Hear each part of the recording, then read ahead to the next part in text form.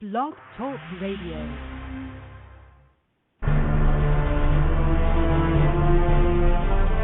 There is a mystery lurking the forested areas of the world.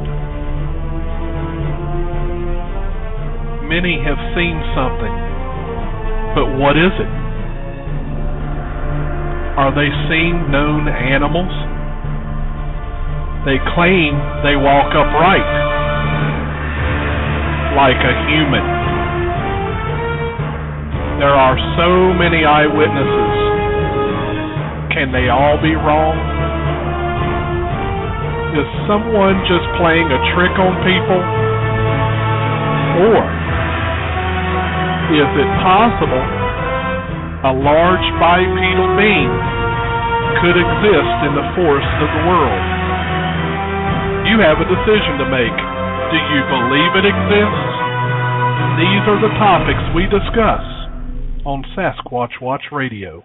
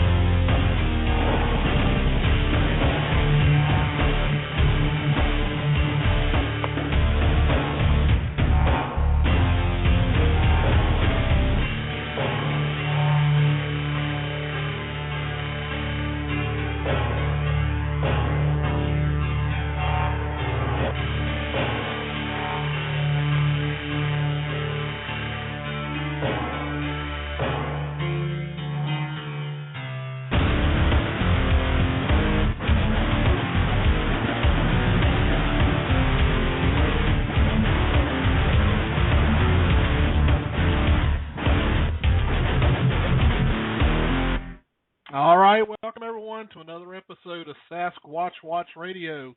Today is December 17th, 2013.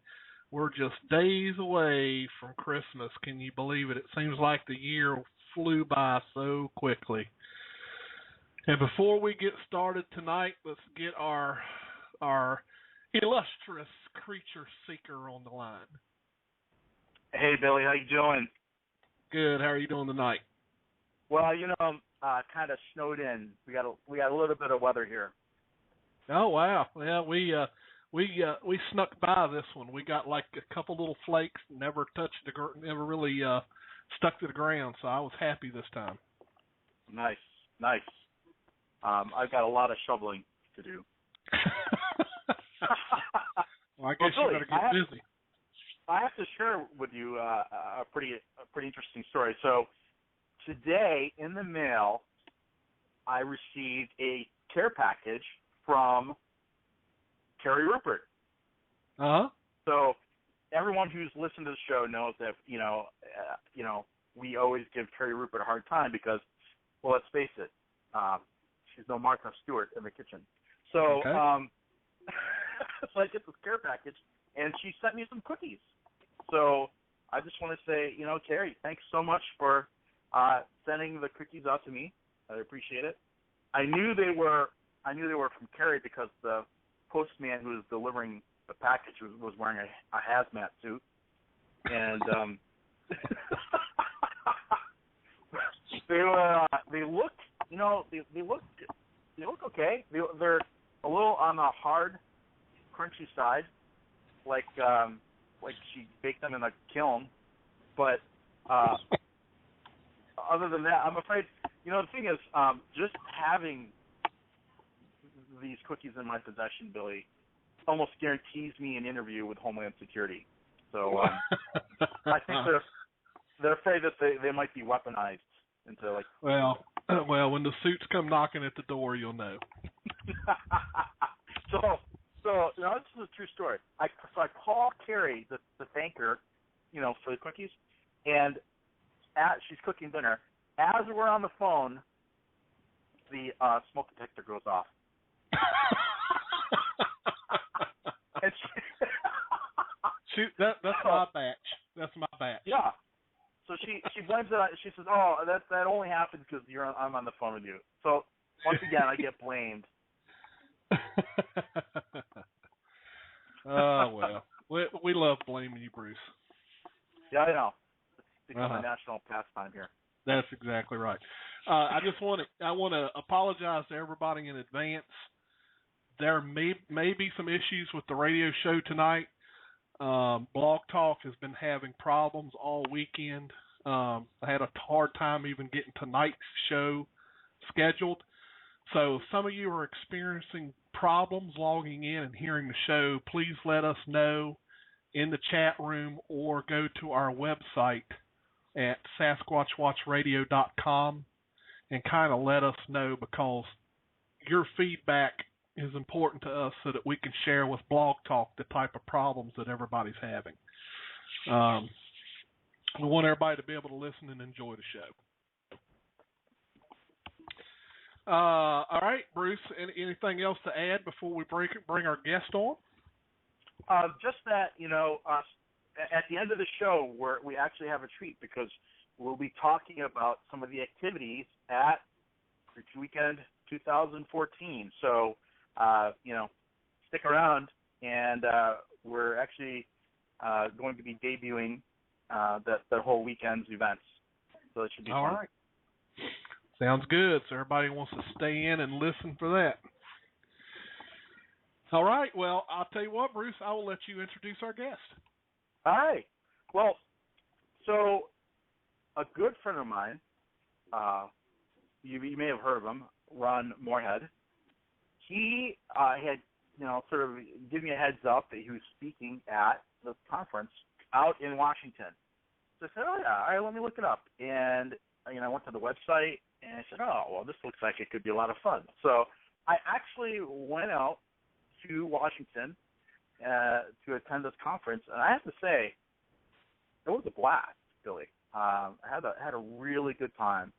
The conference was the Sasquatch Summit, and it really had a great lineup of speakers, and all the folks that I met there were really, really nice. And to boot, it was at a casino where they had a money keep prime rib buffet, so that was definitely a plus in my book. Mm-hmm. I was, I'm not really good at blackjack, but the one table I can win at consistently is the buffet table. So, was having a good time there at that. In fact, the manager was a little concerned. He came over and gave me some chips and encouraged me to go gambling to get me away from the buffet table. So, but without further ado, I'd like to bring on the organizer of that event. His name is John Manson. John, welcome to the show. Hey, thanks for having me. It's a real honor and pleasure to be on your show this evening. Oh, it's the pleasure is ours. So, can you tell us a little bit about, what made you decide to put on an event like this? I mean, it's it's a lot of work. Putting on a conference is a lot of work, and for people who, have never organized a conference before, I can assure you there's just a lot of sort of details. And, did you always have an interest in Bigfoot, or did you have a sighting and that, that prompted you?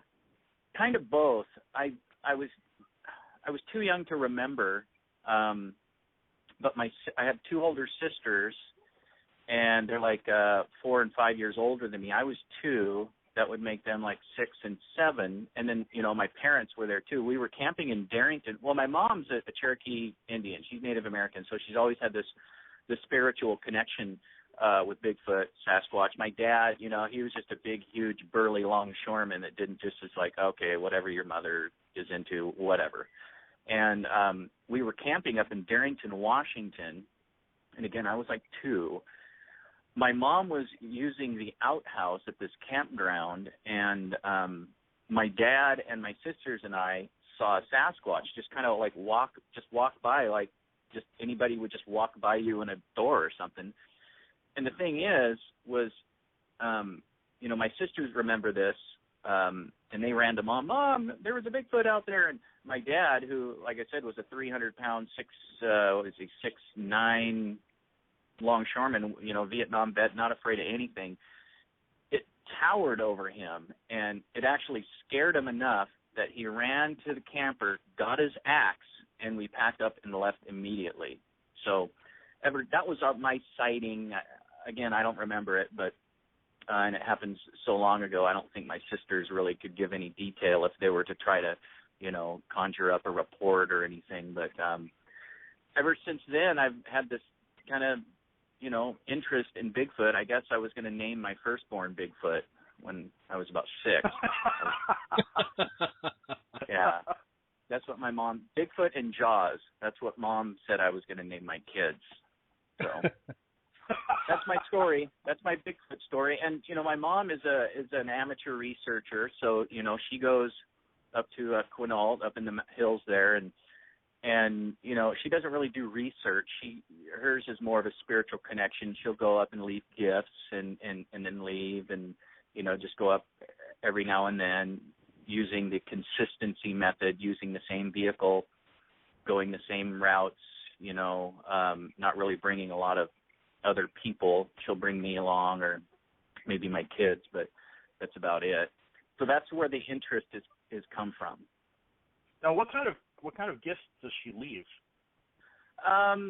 She'll leave various foods and fruits, and then things that she thinks they might find interesting. She's left some flutes up there and a ball and kind of just the everyday things that you hear people leaving out for Bigfoot. But and she gets some pretty good results just doing that. Some things aren't touched at all. Other things are just moved. Other things are just taken completely. So it's pretty exciting. That is pretty cool. And does she ever go back to see if the gifts are still there? Oh, yeah. Yeah, she'll either go up or I'll go up with her. We try to make it up, once every couple weeks, time permitting, just with everyday life. I just had another baby. She's 9 months now. Wow. And a 3-year-old, so my time is pretty much blown up now. Yeah, for the next 22 years. Yeah.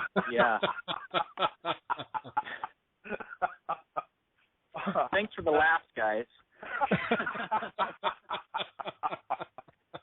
But you know what? What's so great about the Sasquatch Summit is, the Quinault Peninsula, it has a history of sightings, and I know of some researchers doing active research there now. But it's really cool because to get to the casino, you actually had to drive through Grays Harbor, and of course, Grays Harbor is a very famous. There were some tracks found there in Grays Harbor, and I think, correct me if I'm wrong, John, but there's still fairly recent sightings in Grays Harbor. Oh yeah. And as a matter of fact, when I was booking speakers for the Sasquatch Summit, close to a year ago, I first met Scott Taylor from the BFRO.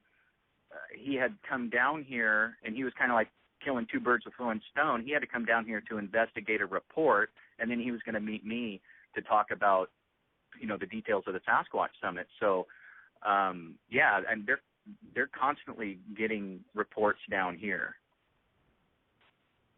Anything recent that you'd like to share that you think is compelling? Yeah, as a matter of fact. And I have some audio.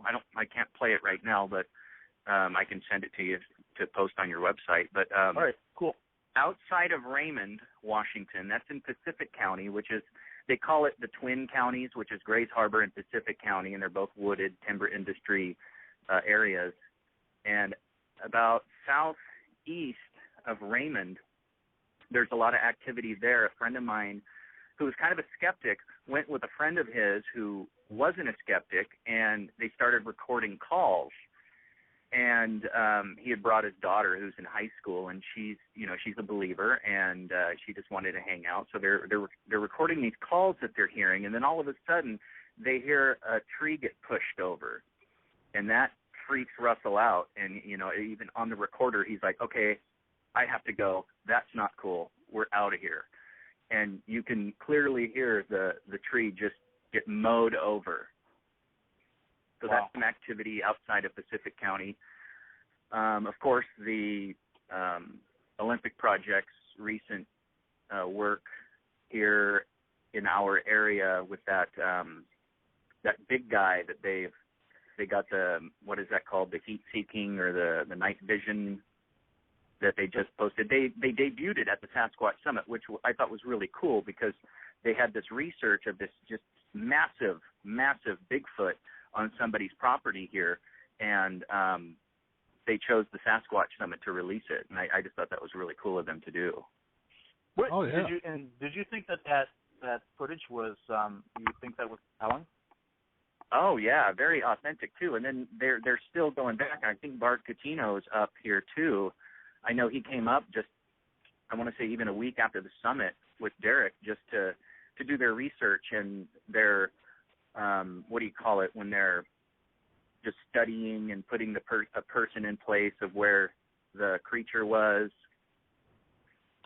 What's that called? I don't remember. The scaling. They're scaling. Oh, right. Yeah, so they're doing that now, and they're posting on YouTube and on Facebook photos of, you know, their results, and they even have that video of the specimen on Facebook. Wow. Is there, in your opinion, John, do you think that the Quinault Peninsula has the capacity for, you know, family groups of these creatures? Definitely. I definitely think so. Yeah. I mean, there are just so many remote locations. There's locations here, especially on the Quinault Reservation, that are owned by tribe members, and I know, I'm good friends with many of the tribe members and the elders and the people on the tribe. They have properties that, they're restricted, let's say, in the family to, like sell, because there's families, or, they have certain names for them, like specific names like Bill, but it's not Bill. It's a Native American name. Does that make sense? Right. It does make sense. Yep. Yeah, and it could totally facilitate families of Bigfoot, I believe. Oh, that's pretty cool. So, I always wondered that, because there's always been this sort of notion that, people are, when I say people, the people who first settled that area, they're really talking about, spirits, or they're not really talking about flesh and blood creatures. And, the reading I've done suggests that, they knew these creatures, and each, not only did they know these creatures, but they knew them enough so that they knew that each one had certain, characteristics or personality traits, and they would name them, like they would, like the Whistler, or I don't know what. But yeah. Is that totally. Yeah. So is that your understanding as well? Yeah, and like I said, they had names for them, but not like the general overall name, but yeah, something like the Whistler, but what would be in Quinault tongue for, the whistling giant, or I hate to sound so lame in that regard, but I can't remember like the specific names for each, because there's more than one, and that's the thing. I thought there was just one Bigfoot when I was growing up, and like the general population, Bigfoot, Tooth Fairy, this and that.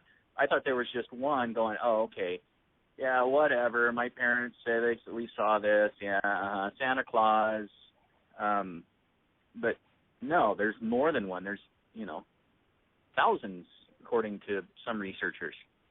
That would be kind of cool. I've always wanted to visit the reservation out there, and it'd be kind of cool, because I know that sometimes they have the face masks, and they say, so this one's the whistling giant, this one's, the scary one, this one's named Marty. Yeah. Yeah. You should come on down. Me and Mom will take you up there. I'd love to. It's such a different. I'm used to sort of the woods out here in the Northeast, and when you go out to the Quinault Peninsula, it's all rainforest out there. So everything is moss covered, and it's you're so used to it, but for me, it's really, so different than what I'm used to. Come on down, and I could either set you up at one of the suites at the resort, or a beach condo, or you can crash at my house. But you might be woken up at like 7 a.m. by a bunch of little girls going, "What's your name? Do you have a mommy? Do you have a grandma? What's your grandma's name? Do you have a grandpa? What's your grandpa's name?" But you're more than welcome. I appreciate that. That's a very generous offer.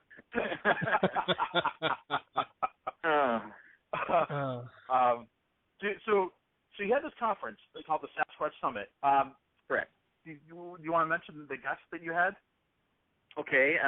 We had Dr. Jeffrey Meldrum. He was one of the first people I contacted on this, and he was right on board all the way, especially when he heard that I had the Quinault Indian Nation, supporting this, because I wanted to have an elder come and bless our event, because I wanted their approval, because I didn't want to do this if I didn't have the Quinault Nation's support or their blessing to do this. I didn't want to do it because their relationship with the Sasquatch, it's spiritual to them, and I've talked for hours with people on the tribe about just Sasquatch, their experiences, and I just felt real blessed that they would even share with me, because it's well known that they don't share a lot with outsiders.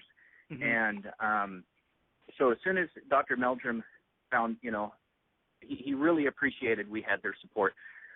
We had Scott Taylor, the BFRO. We had Phil Poling of Para Breakdown, and I really like and appreciate what he does for the Sasquatch realm when he analyzes and does his breakdowns of videos and picks them apart. Like, oh, okay, well, this is obviously a fake, because if you add this filter, you can see a shadow, and you're not supposed to have shadow and night vision. So, this person obviously, is a hoax, and he points that out. And then Dr. Matthew Johnson, and we all know of his Oregon caves experience. If not, there's a nice article on this Portland newspaper that has a video of his experience. And then we had, who else do we? Oh, Ron Moorhead of the Sierra Sounds.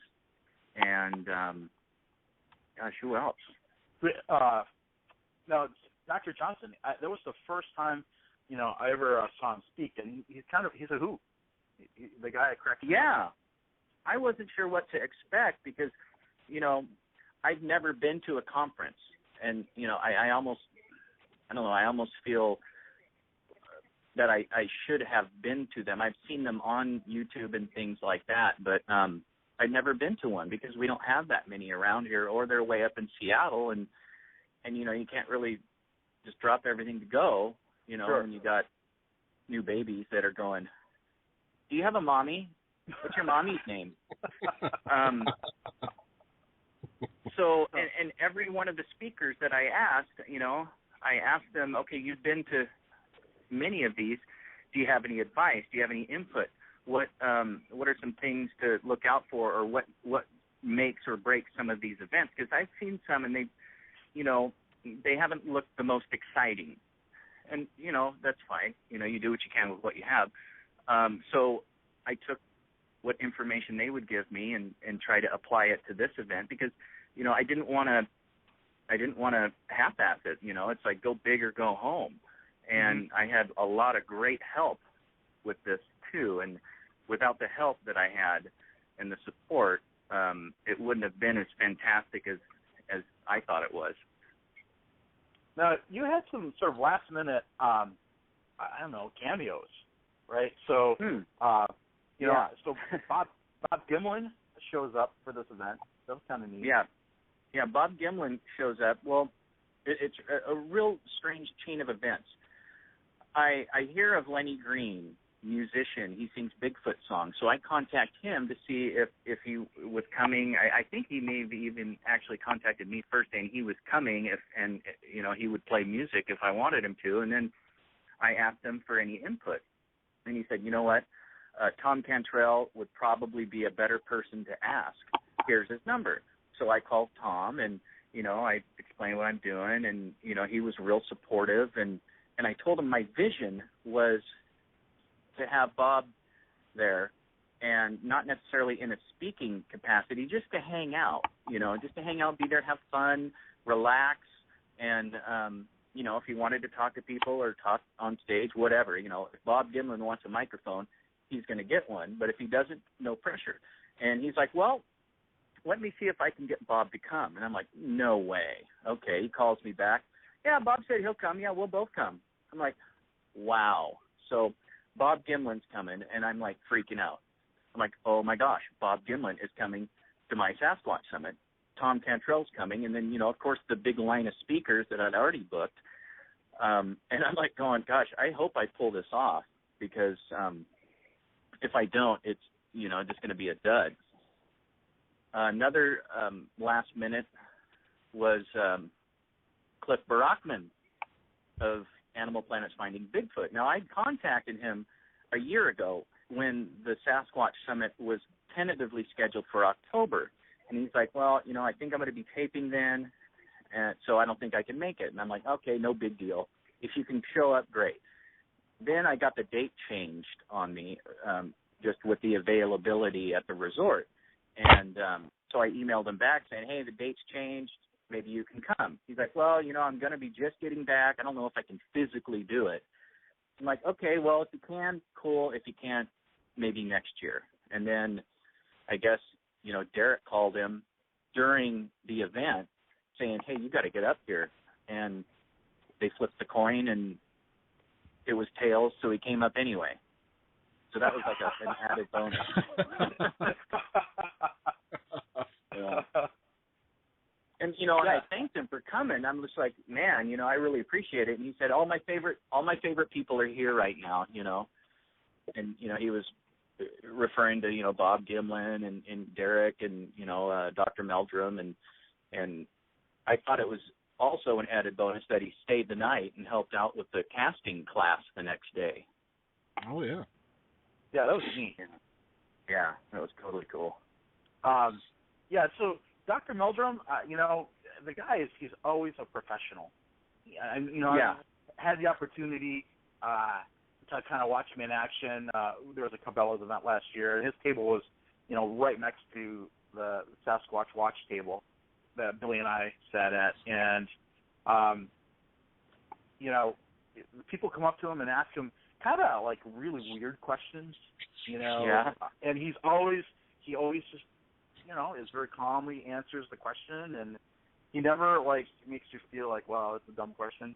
And he's always boy, are you stupid.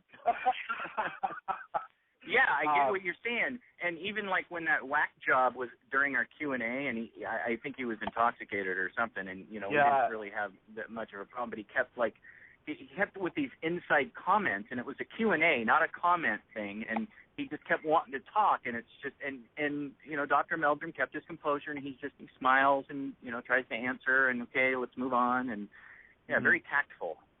Yeah. And Bob Gimlin, he's a really interesting guy. So what was it? Friday night, I had dinner with Bob. So it was four of us. It was Bob, myself, Ron Moorhead, and then Al Berry, who passed away. His son Greg was at the conference, and so he sat at our table. So nice. The thing is, John, it's all you can eat prime rib. I mean, it's an incredible. So they have just a carving station. You want shrimp, you want snow crab. Sky's the limit. So we all come back with plates just loaded with prime rib and stuff like that. Bob Gimlin sits down. He's got a plate of grapes. I go, Bob, it's all you can eat prime rib. He goes, at my age, I gotta be careful what I eat. I'm like, but it's kind of like, John. It's kind of like if someone, say someone brought you into a bank and said, you know what? Here's the vault. Take as much as you can carry. You and I would be going for cash and bearer bonds. Bob Gimlin would be going for the free pens. You know what I mean? Yeah, and he's just a nice guy too. He's just so he got to go on my show. I do a terrestrial radio show here, and he and Tom they stopped by and hung out for a few hours, and they were just so pleasant. They were just pleasant people. Mhm.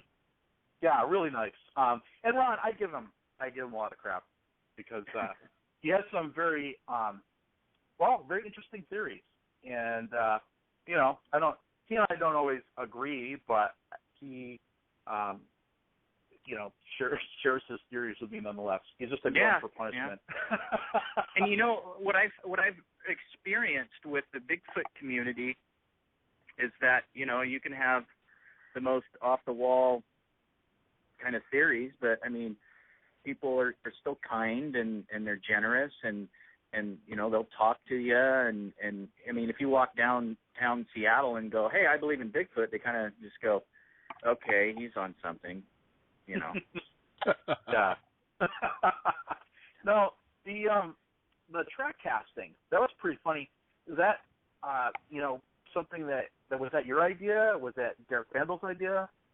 Well, it was my idea, but I didn't know how to do it, and again, when I was talking to these people I approached, I'm like, I want to do a track casting thing, and I thought Dr. Meldrum was going to do it because I'd spoken to him about it, and then Derek kind of just volunteered to do all these things, which was just so cool because he didn't have to, for one, and to do that, to take another day and take time, and then to get Cliff to get involved too. I mean, and provide the cast, because all that stuff costs money. All this research costs money, and I understand when these speakers, they're selling their books or their sweatshirts or their casts or whatever. I mean, it's not cheap to be a researcher when it's not like people are paying you gobs of money for your findings.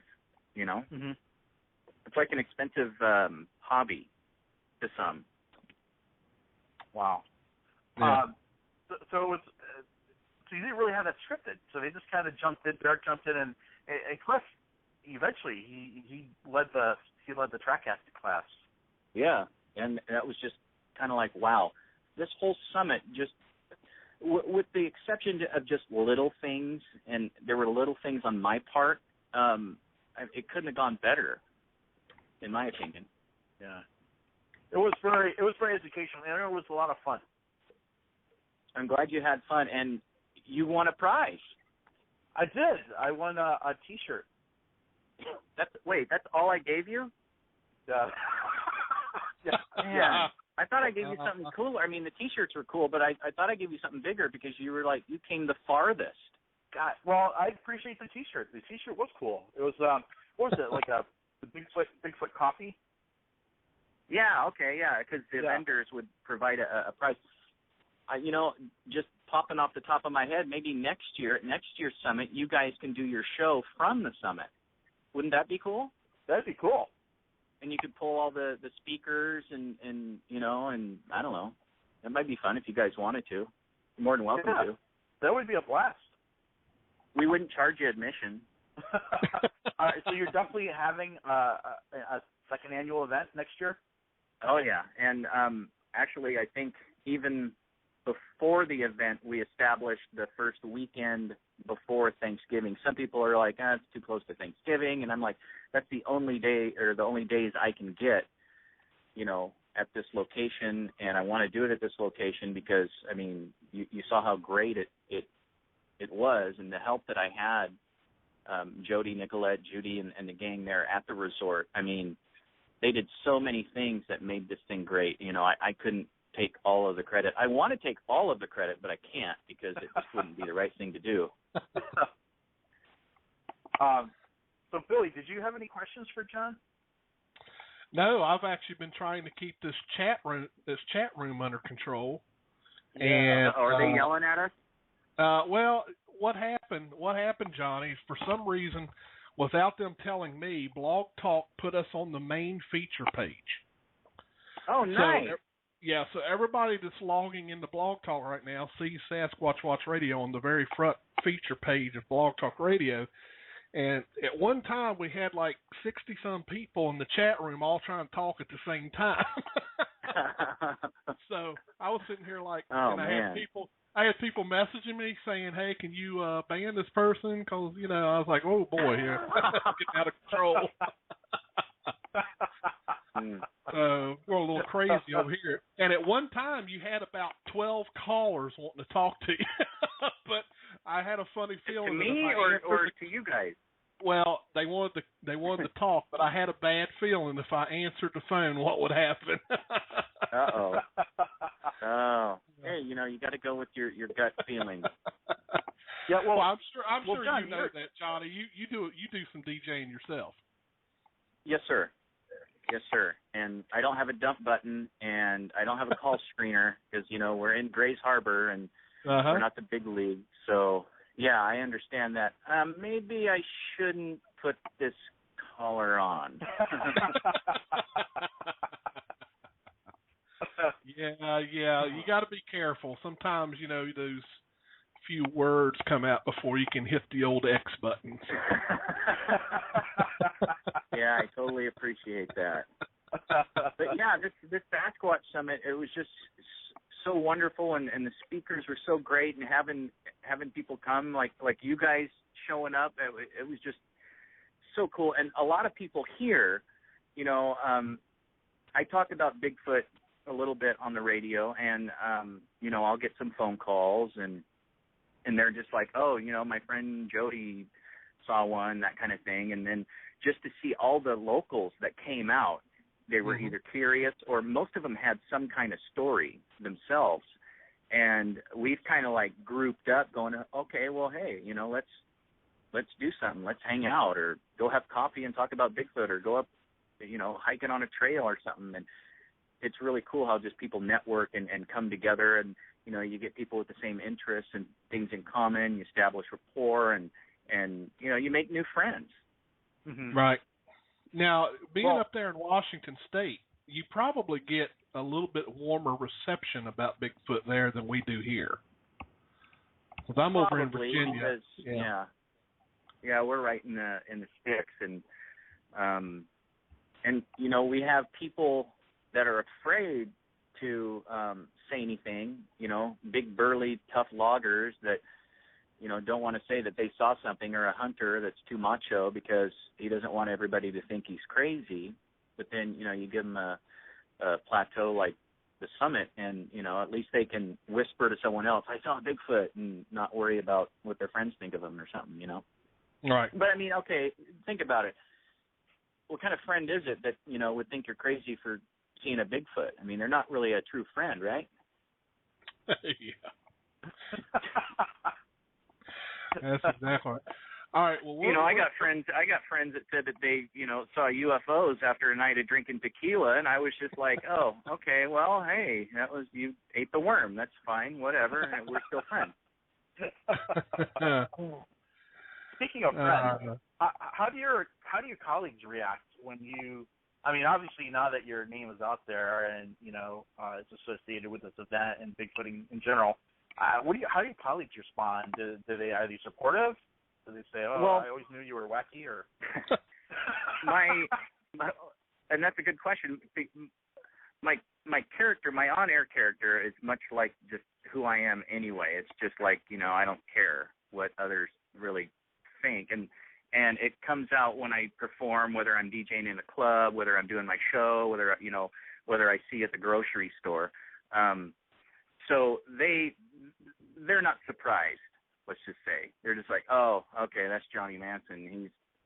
He's the bad guy. Whatever, cool. And then they either gravitate. Oh, hey, that's really cool because I saw one, or my mom saw one, or it's just like, oh, he's just that crazy guy on the radio. Well, you know what? With a name like Manson, I can't imagine too many people mess with you, John. Yeah, it's the whole relationship with my grandpa, but we won't talk about that. Wow. Well, I tell you what, guys, let's go ahead and take a chance here. Let's see what happens here. We're gonna take a caller from the 480 area code. You're on the air. Hey there. Hi, how are you doing? Good. My name's James. I'm actually originally from Virginia. Mm-hmm. So I thought I heard one of you mention that you were from the Virginia area. That's me, yes. Oh, okay, great. So I actually you were just talking about like what do your friends say, what do your colleagues say.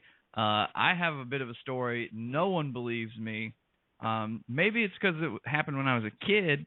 And people want to discredit a child because they don't know everything you know as an adult. They tend to use their imagination, but I know what I saw, and I've been researching Bigfoot ever since, just as a kind of a hobbyist sort of thing. But when I was a kid, my father took me camping, nearly once a month, I'd say. I was in Boy Scouts, and I really just tried to learn like as much as I could about being out in the woods and so on. And we were out camping one night, and this was in the mountain area, and I know what I saw, and no one will listen to me, but I saw what I can only describe as a Bigfoot or Sasquatch or whatever, because we don't really know what's out there yet. But it was a 6'9" to 7 feet tall. I know that because we had our all of our garbage hanging up so that bears wouldn't get it. Right. Proper camping. Proper camping etiquette says you do that. Right. And so, exactly. And I saw him reach up for it. That's the first thing I saw. My dad had gone out into the further into the woods. We were actually it was a camping fishing trip, so he was out getting stuff prepared for fishing, and I was all alone. I ran to my dad to tell him what happened, and I couldn't find him anywhere. So I'm thinking, oh my God, what did this thing get my father? And I of course, eventually I did find him, but the strange thing was the creature that in question here was wearing a shirt, which is something that I have never come across before. But it certainly was taller than the average human, very hairy, kind of a sloping forehead and long, almost knuckle-dragging arms. But it was wearing a human shirt, a T-shirt. So do you think it was somebody fooling around in the woods, had a costume on trying to scare little kids, or? Well, that's what a lot of people... That could have been my dad. Well, that's what a lot of people ask me. A lot of people end up asking me, well, how do you know it just wasn't someone playing a prank on you? Maybe it was even your dad playing a prank on you. Right. And I know it wasn't my dad, one, because he's never brought it up since. I mean, that would be something that, a dad like my dad, he'd never let that die. Of course. When I was a kid, if you did something stupid, you got made fun of it forever. So, oh yeah. Oh yeah. So it definitely wasn't my dad. But the other thing is what person would go rooting around in garbage hanging up in the air just for a joke? Right. If it was a joke, they would have come at me. One, they probably wouldn't have worn a T-shirt. Right. It clearly wasn't wearing pants because I saw its genitals, if I can say that. I saw its genitals hanging there. So I mean, nobody playing a prank would let you see their genitals. Well, I don't know. There might be. You ever been to Seattle? No, I mean that's funny, but I was raped as a child, so. But it's okay. But I just to this day I can't explain the shirt. I mean I have enough trouble trying to get people to believe in me seeing Bigfoot, but the part that really troubles me is he was wearing a shirt. Right. Have you ever heard of something like that? Maybe after different occurrences to where a Sasquatch sees our activities and sees what we do, and because it's my understanding that they observe us a lot, and they especially observe children. But if they observe children and their parents, and they see that we're wearing something, maybe he came across a shirt, in the forest somehow, or however, or in a dumpster or whatever, and it said, "Hey, I'm gonna put this on and see what happens. I see those humans doing it." That's an interesting thought because, I mean, we've seen that in other primates before, of them kind of mimicking our behavior or having similar behavior.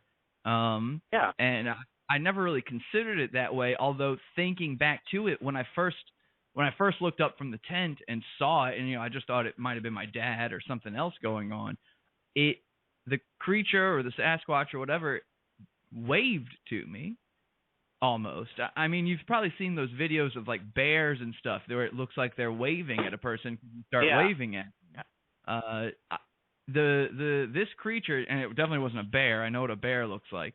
Actually, did something very similar. It almost seemed as though this was a Sasquatch that, in the way that a pigeon is used to being around people. I mean, this was like a Sasquatch that was used to being around people. Wow. Yeah. Huh. Now, what was really your name? Scary about that? Oh, go ahead. What was your name, caller? My name's James. Okay, James. It's definitely interesting. I have to say, it's very. Do you remember what part of Virginia that was? I was very young. I lived in Virginia for a long time. We were in the mountains. I could not tell you where exactly because I don't remember where we went that trip exactly. Virginia, Mountain Mama. Not West Virginia. Hey, we're not cousin lovers there. That's West Virginia. Although I was getting raped as a child. Well, thanks for calling in, what James. Scares me about what's scary about the whole you were a child thing is, I hear these stories and, I hear countless researchers saying, well, I don't believe that, but you hear like Native American stories from numerous different Indian nations and tribes saying that they would, kidnap children and eat them. And that just kind of freaks me out. Oh, yeah, that's over in, Bruce, correct me if I'm wrong, but that kind of over California, I believe, in that area with the Native Americans. Yes. Yeah, that's actually, if I'm not mistaken, Billy, basically on the West Coast up into the Pacific Northwest, too, I think there are stories of sort of this, these creatures being cannibals. Right. That's creepy. Yeah. Well, again, thanks for calling in, James. We enjoyed that. That was a very interesting tale, James. Yeah. Yes. Now, the next Sasquatch Summit that you do, Johnny, are you planning to have some more big name speakers? I mean, have you already thought that out, or?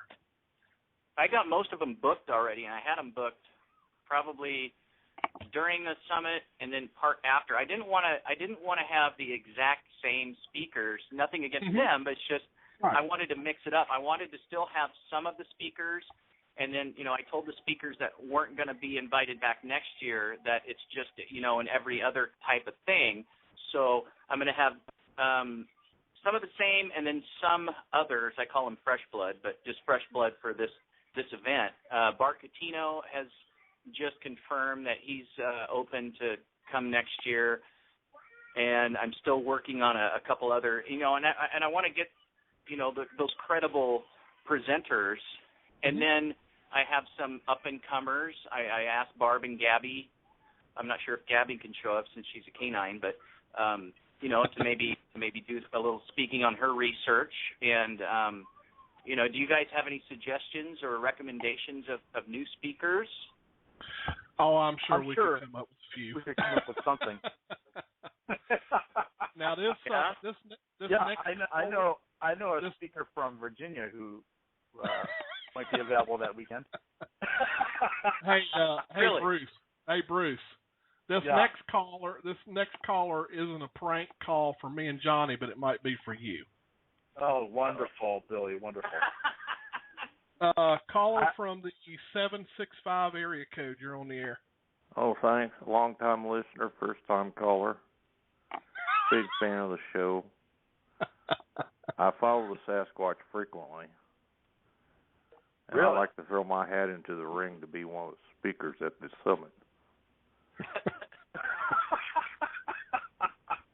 Are you My going to name bring is some, James Leanweed. Are you going to bring a bucket of Kentucky Fried Chicken with you? Fried chicken? That does attract the Sasquatch if you had a brain in your head. No half men, half horse stuff or nothing. Here we call it man who peeks in your window. Johnny, this is the famous Larry Batson. It's Larry. Of course, it's Larry. Larry Batson. How could you tell? Hi, Larry. Good morning.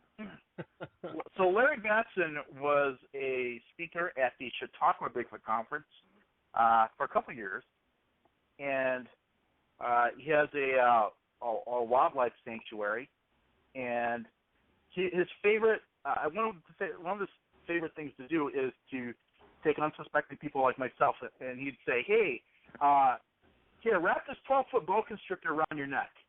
And I'm like, "Look, I'm good. I'm really good. I don't need a boa constrictor." Now you've told the whole world that you're a weenie.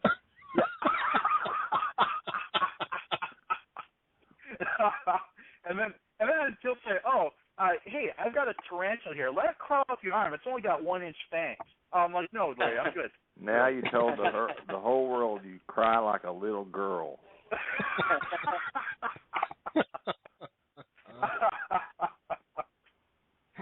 That's downright pathetic. Gosh, with friends like you, who needs friends? I have plenty of friends, and Bruce is one of them. I had one once. I reluctantly say. Oh, that is a ringing endorsement, Johnny. So.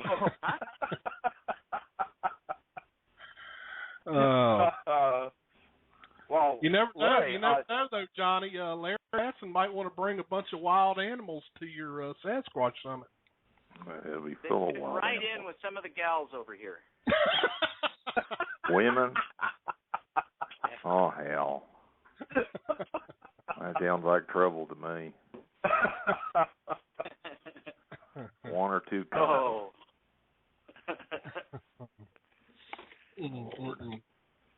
So, Larry, did you have a question for Mr. Manson? I had a question for you. Who let you on this show?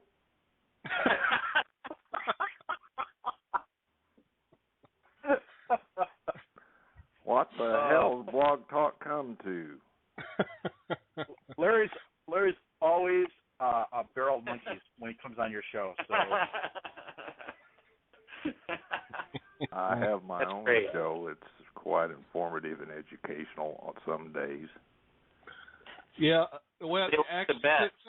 since you're on here, Larry, you might as well go ahead and put a plug in for your show. Well, I have to say it's on Thursdays at 10 p.m. on Blog Talk Radio, Larry Batson's Wild World. Who? Never heard of it. Well, you should have because. I'm kidding.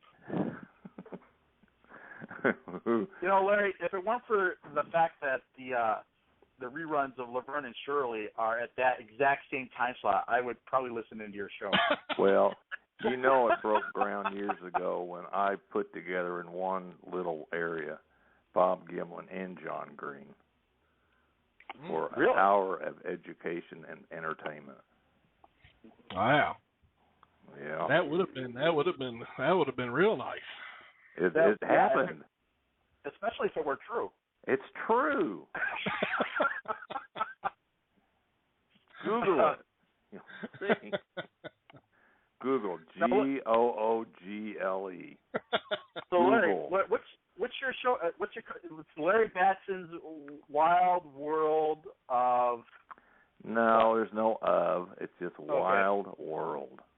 So Larry Batson's Wild World. Yes. All right.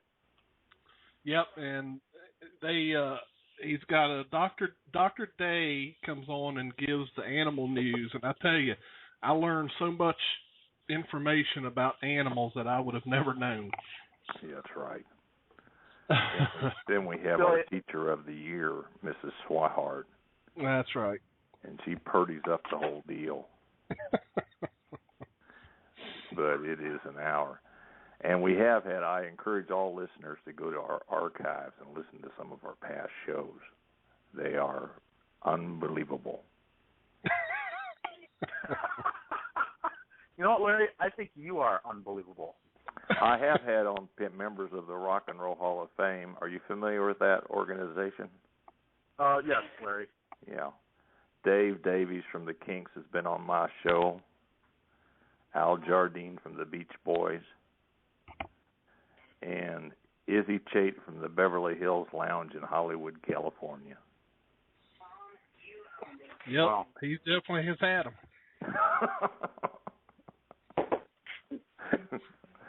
Boy, this show come to a grinding halt all of a sudden. It's like a cement mixer moved in here and stopped it all. Well, you didn't fall asleep back there, did you, Johnny? No, I'm here. I'm okay. counting. Never mind. Counting sheep. Please continue on. Don't let me interrupt.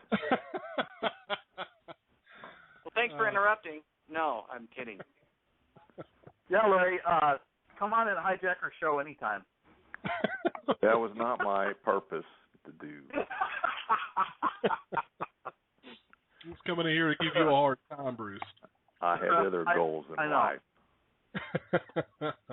Either it was go out and shovel bear dung or talk to Bruce. Hey, look at the choice he made, Bruce.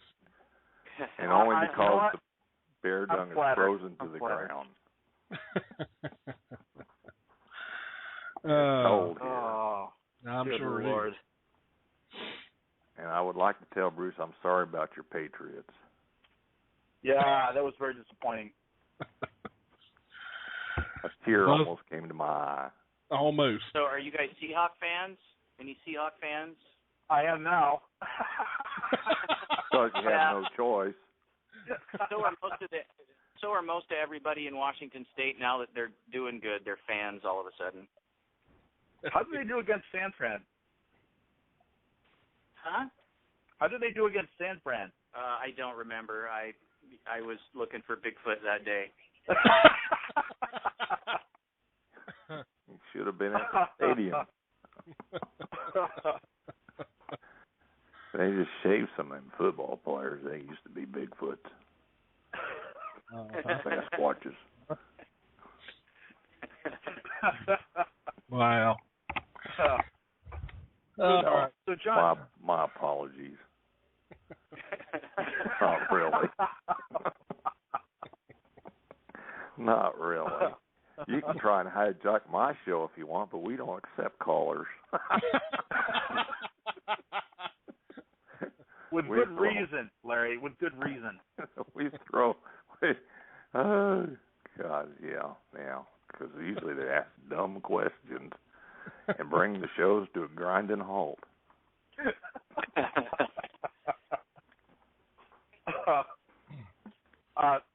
So John, are you going to have other activities like the track casting at next year's event? Well, I hope to. I'm not that well versed in it, though I did learn a lot at the last one. I'd like, someone that knew what they were doing to do something like that, or maybe we'll mix it up and go out and do calls. I don't know. I think the track casting is more informative because anybody can watch Animal Planet and learn how to make Bigfoot calls and do wood knocks and things like that. But yeah, I want to try to keep it fresh and intriguing so it just doesn't get dull and predictable. Sure. Yep. Well, definitely when we get closer to your event, definitely give us the heads up. Then we'd love to have you. We'd love to have you on the show. Oh yeah, great. Yeah, that way you can kind of plug. That way you can kind of plug the conference and kind of get the news out there, let everybody know who you got coming and speaking, and kind of helps out. Yeah, I think right now, Bart Catino. I think Derek threatened me. He said he better come back or he was going to break my knees. Dr. Meldrum. I think Dr. Johnson's coming back. And then I have a couple, few slots to fill. So if you guys have any suggestions, any ideas, and, maybe Rick Dyer or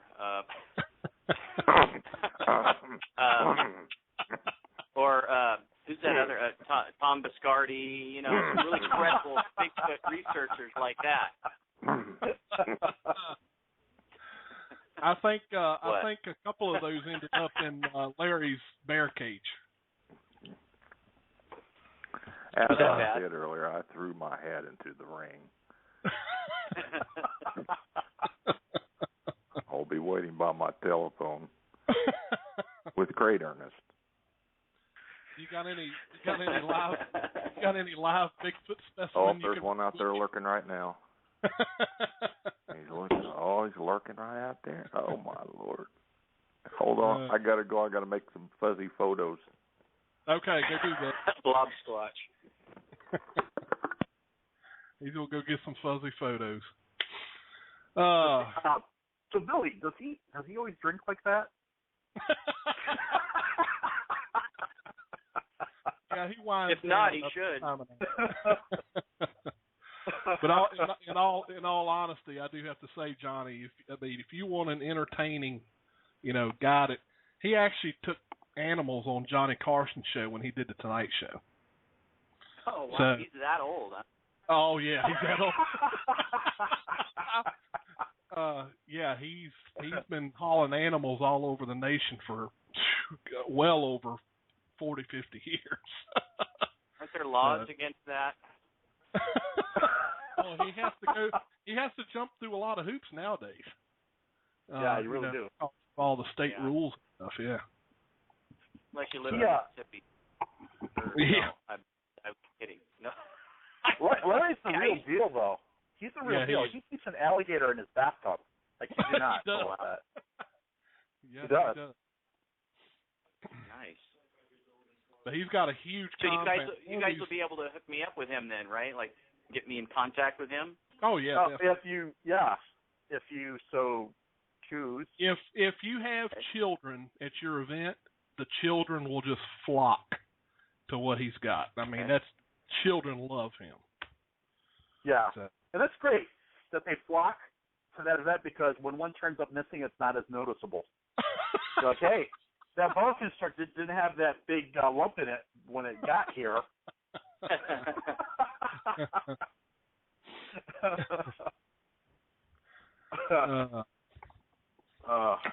How are the laws? Are the laws pretty lenient on wild animals in Washington? Yeah, people around here shoot everything all the time. It's crazy. Oh, they really?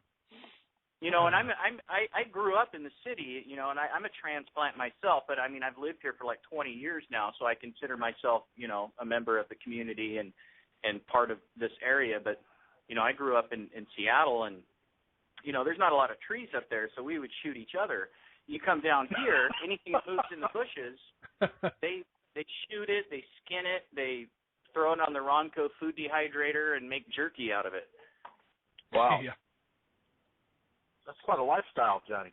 It's fascinating because I'd never seen anything like that, and I've learned a lot. I really have, and they're good people. I mean, everybody down here, it's a smaller community. It's not like a big metropolis, but it brings us all closer together, and everybody here around here is just so generous. Like our Relay for Life we do every year. We're like number one per capita in the nation. That's how giving people are around here, and wow. And it's great. Yeah. Well, John, now that you have this conference under your belt, is there anything, like, looking back, is there anything you would have done differently? There's a few things, yeah. Yeah. I would have had better camera work, and I would have had the speakers mic'd better, and I would have had a little light on the podium, things like that, little things. Yeah. Honestly, I was there and I didn't even notice any of those things. I thought, of course, I sat up close to the front, but I didn't, if those things were issues, they weren't huge issues. Well, that's cool. That's good to know. I mean, I'm looking at the DVD footage, and I'm like, going through editing, and I'm like, gosh, I really need to mic them better because and to be there in person, I had 2 different PA systems there. Three different ones, including the house system, and it just the technical aspect I could have covered a little better, I guess. Well, you know what, John, the cameras where they were at were all the way in the back of the room, and that's a fairly large ballroom. So I can understand that the cameras probably didn't pick up the sound, but I think if you were in the audience, I think it was okay. Right on. Yeah. That's cool. And, you know, I mean, we charged so much to get in. I mean, it was a whole $5. Well, you really broke the bank. Yeah, I know. I'm just rolling dough right now. Hey, you better be careful now. You'll get a bunch of naysayers coming in here and saying that they know that you made millions of dollars off of these conferences. Actually, it's all been documented, and anything went to a local Native American charity set up here. So I didn't actually make anything. Nice. Well, John, it doesn't actually matter whether you made anything. People will get on the internet and say, well, hey, this guy made $1 million off of people, and we know it. Great. Well, and you know, the good thing about the people I had working with me there at the resort is they made sure that, you know, things were well documented and attended to, and I don't have to worry about. I mean, I can deal with online naysayers, but, you know, if the federal government came knocking. Right. That's right. Well, I have to say, John, that looking back on it, the resort seemed like they were very supportive. I remember, so I said, which room is this event taking place? And they actually pointed to the floor, and they had, like, Bigfoot footprints, like decals that they had, and on the floor, you just followed the footprints, and they would lead you to the ballroom. That was pretty cool. Yeah. I mean, they did. And did you notice the Sasquatch in the trees on the drive in from the main road? I did. Yeah, someone pointed them out to me. That was pretty cool. I mean, they just were wonderful. So that's what they were. So for the people who didn't see, weren't at the conference. So what they were. I think they were made out of plywood or something, but they were like life-size Sasquatch, like a cutout, and they're positioned as you come down the driveway into the resort. They're positioned in the trees, so it almost would be like you're driving along, like, wow, what was that? You know? Yeah. They did it up good. That's good. That makes it interesting for a lot of people. Yeah, I mean, naysayers, skeptics, believers, everybody could appreciate it, I think. And I noticed on the they have a big billboard right at the entrance, this digital billboard, and it would welcome the guest speakers, like welcome Derek Randalls, and it had a big picture of Derek Randalls, and he took a picture of that and posted it on Facebook. He thought that was really cool, and that resort, the Quinault Casino Resort, I mean, I couldn't have done it without them. It just wouldn't have happened, and especially the level that they helped bring it up to. Right. That's great. Yeah, it was great. That was a really fun event. John, you should be really proud of yourself for your first conference. That was, I would say, it's pretty successful. Yeah, I'm pretty jazzed on it. For about a week afterwards, I was pretty much on cloud nine the whole time, and just Jody and Nicolette and Judy and all of their crew. They made it over the top. I just cannot stress that enough, that they just pushed it over the top. And I did this thing pretty much for my mom. I mean, I did it for my community. I did it for Bigfoot and the Bigfoot community, but I did it for my mom too, who she kind of led me to the world of Bigfoot, and we always talk about it, and she'd never been to a conference, I'd never been to a conference, so hey, let's put on a conference. And she stays the whole day, and she's kind of like a hermit. She stays hidden in her house all the time, and I mean, she stayed the whole time, talked to everybody she could, and she had a good time, and everybody that came had a good time. So that's all I could ask for. That's well, I met several nice folks there. They just the attendees. Everyone seemed really they don't seem really nice. So I appreciate the opportunity to meet sort of the residents of the peninsula. Well, come on down, and you'll get to meet them more. Yeah, absolutely. I think that would be a great time. But I would probably come when the weather was a little bit warmer. It doesn't get warmer here. Here's my question. Where did you fly into, Bruce? I flew into Seattle. Was it raining when you landed? It wasn't raining when I landed, but the president made a cameo appearance at SeaTac, and so on the way Sasquatch Summit. Well, I think it's going to be some. I called the president, and he wanted to come down and check out the Sasquatch Summit. He was really under the radar. Well, he needs to land his plane somewhere other than SeaTac because that caused a huge backup. It took forever to get back to Seattle. He should have landed in Hoquiam. Dang it. I would agree. Wow. How was the drive? Was it a really boring drive from SeaTac to Ocean Shores? If I guess if I were from that area, it probably would not be an eventful drive. But since I'm from the Northeast, it was kind of neat. It's a very mountainous region, and it's very. When I think of the Pacific Northwest, it's exactly what I picture. It's kind of wasn't overly sunny. A lot of evergreens.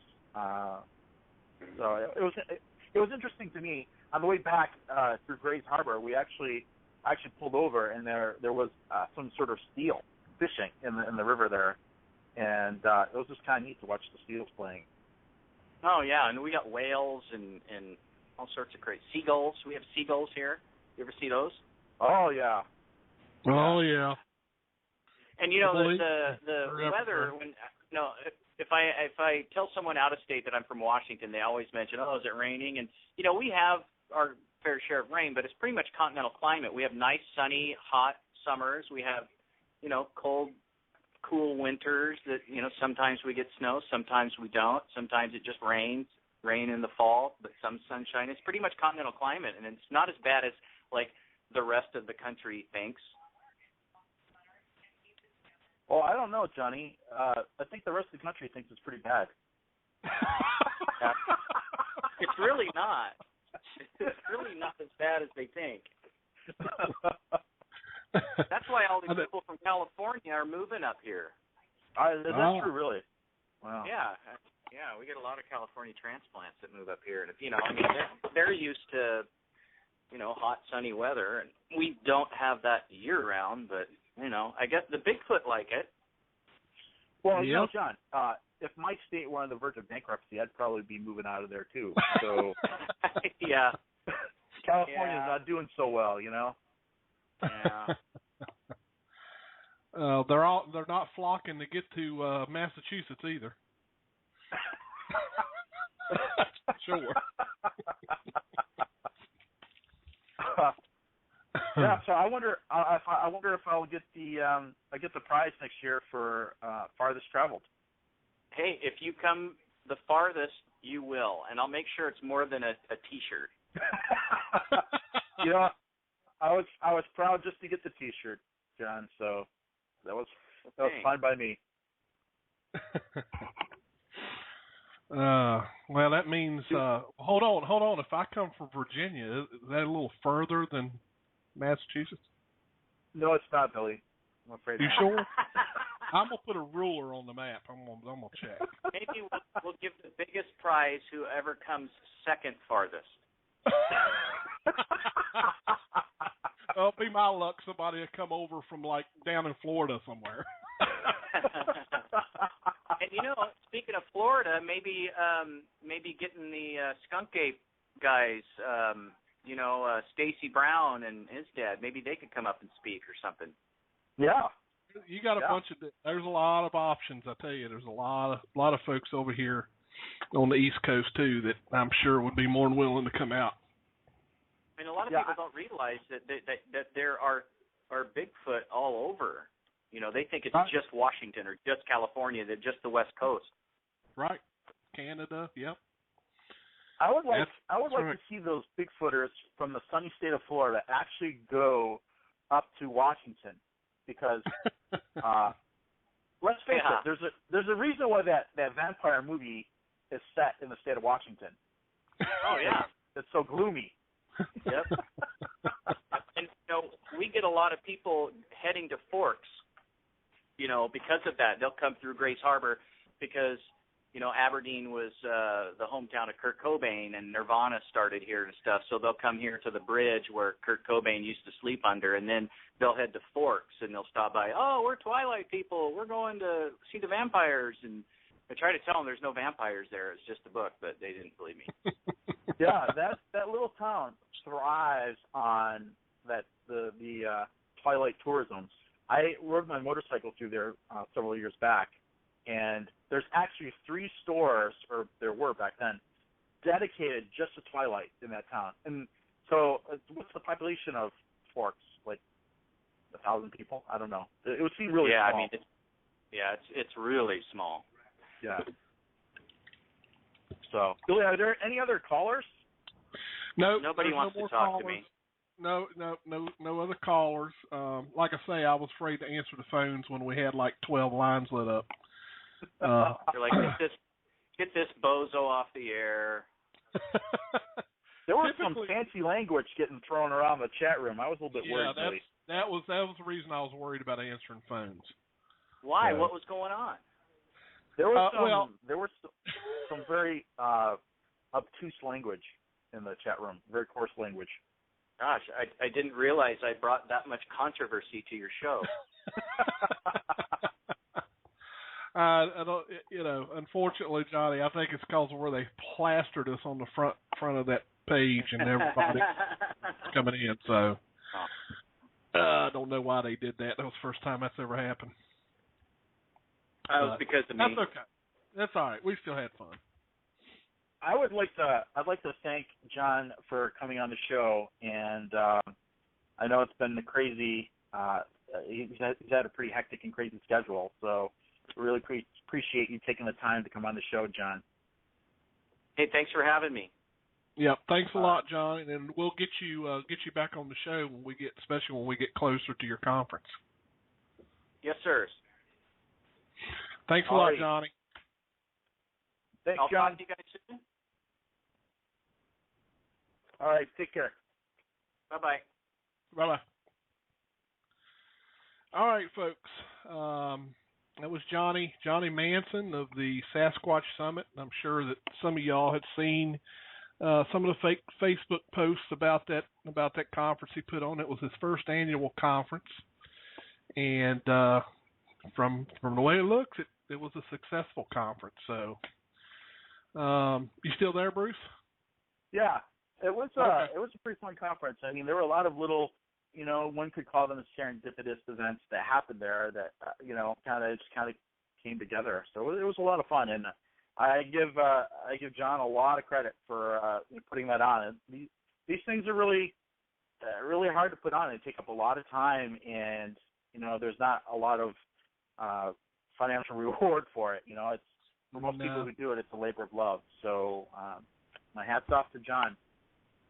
Yep. Good job. All right. I believe we have some announcements. So all you who stay tuned in here, we're going to make some announcements about Creature Weekend 2014 coming up in May. And Bruce, do you want to go over that, or would you like me to go over it?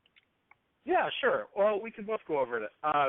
So the schedule of events is up on the website, www.creatureweekend.com. And then if you click on the heading schedule, you'll see the 2014 conference schedule of activities. It's very similar to last year. So, of course, we're going to have different speakers next year. But the event starts off on Friday with the meet and greet, and that's always a great place to come and can meet people who you're going to be seeing over the weekend. I know that when I started going to conferences, I always look forward to meet and greet because that's where you sort of connect with people and reconnect with people. So these events are kind of fun in that you may only see people once a year at this type of event. So the meet and greet is from 6 to 7. It's going to be at the lodge. And then we have a private dinner with a special guest presentation by one of the speakers. And we're still working out the details of that dinner. It will probably have some sort of red meat. I'm sure. Last year we had prime rib. I wouldn't be too surprised if we saw that on the menu again. And then we have a bonfire, and the bonfire is always fun just to sort of kick back. And I mean, who doesn't like a good bonfire, Billy? You know? Oh yeah. And when they do a bonfire, they do a bonfire. Yeah, they do. They do a great bonfire. They really crank it up. So you know, and sometimes you know, we're treated to people who have some musical talents, and sometimes we're treated to people who don't have musical talents but think they do. And if they get a couple drinks in them, they think they're like rock stars. That's right. You know, depending on how many drinks they get in them, they could think they're, you know. Anyway, that's always an interesting time up by the bonfire. And then on Saturday is conference day. And so this coming year, the 2014, we are treated to a special presentation by the Pennsylvania Bigfoot Society. So, you know, Eric Altman is going to be giving a presentation there along with some other members of the Pennsylvania Bigfoot Society. It's, for those of you not familiar with the PBS, it's a fairly large and active group. Unfortunately, they like to, you know, squatch in Litchfield County where there are no Bigfoot, but they're still pretty active. And then we'll have a little lunch break, and then we'll begin seating for the conference at about 1 o'clock. And the conference will begin at roughly about 2 o'clock. We'll start to kick things off. We'll have a dinner break at 6:30, and we'll have a 75 to 90-minute dinner break, and then we'll come back to finish up the conference. And we have a special treat. So after the conference on Saturday, we have this event. Now, I'm only going to tell you a little bit about it. Well, actually, I'm not going to tell you anything about it because we have in an upcoming show we'll talk a little bit more in detail about it. But it's called the Creature Weekend Experience. And Billy, I don't know if you wanted to, you know, talk about it. You know, well, vaguely. The only thing we're going to say, and we're going to keep it vague, simply because I don't know of any other conference anywhere that has ever done this. So what I'm trying to say is this is going to be very enjoyable for both adults and children. Both will enjoy this. And that's the reason we wanted to call it the Creature Weekend Experience, because this experience is really going to be a fun experience, and it's going to be something that everybody's going to want to do. I'm going to leave it that vague, and then eventually we will give you a little bit more details about it. Right. I promise you it's going to be very fun, and you're gonna want to participate in that event because it's just Billy, you're right. I don't know of any other place where this has been done, and you know, I think it'll be something that people are going to talk about for a while. So, yeah, I agree.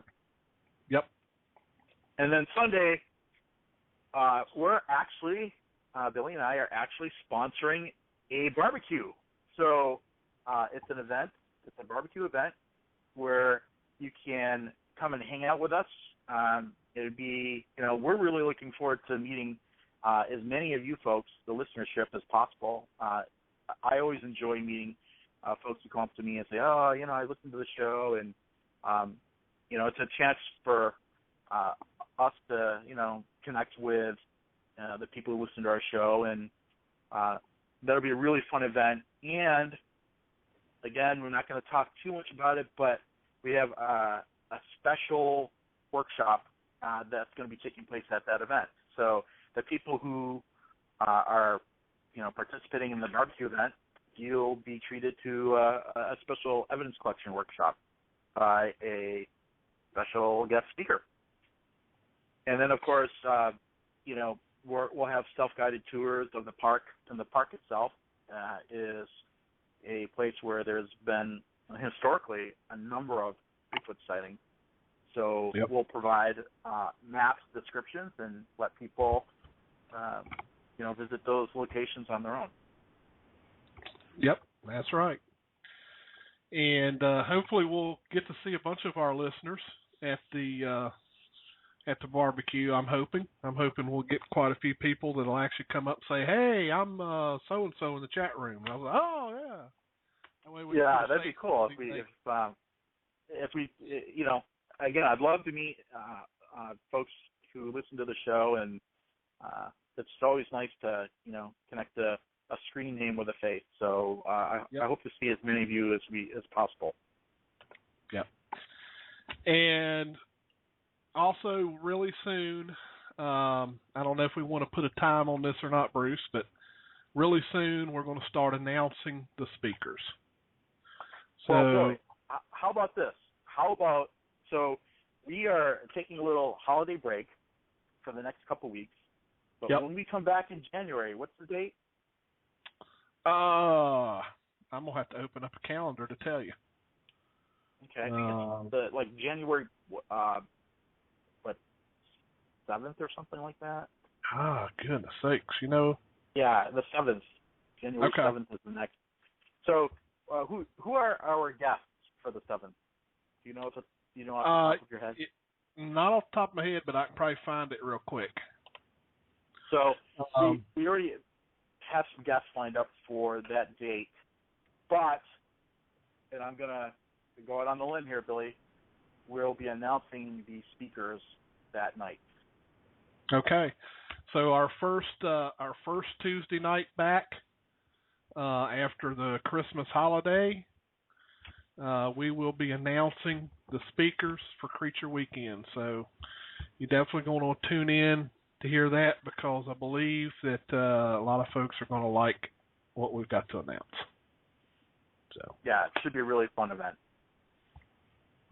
And that's pretty much that's pretty much going to wrap it up for tonight. So again, I want to apologize.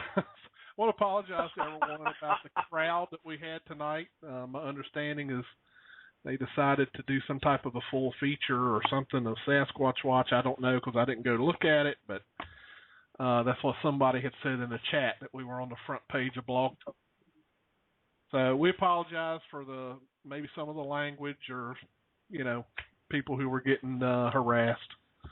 Sorry about that. It's kind of out of my control, but yeah. That anyway, was kind of crazy, Billy. I've never seen it like that before. Yeah, it was.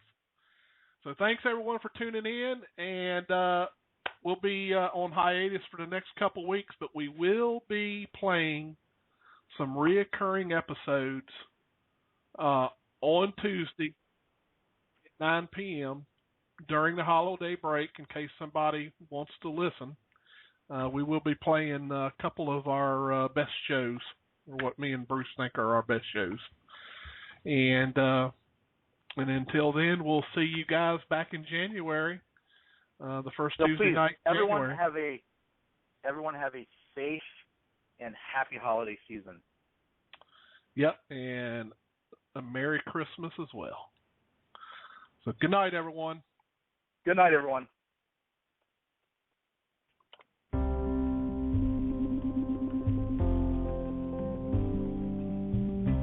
Thank you for joining us on another episode of Sasquatch Watch Radio. Remember to join us again next Tuesday night at 9 p.m. Eastern. We appreciate every one of our listeners. Thank you so much for being here.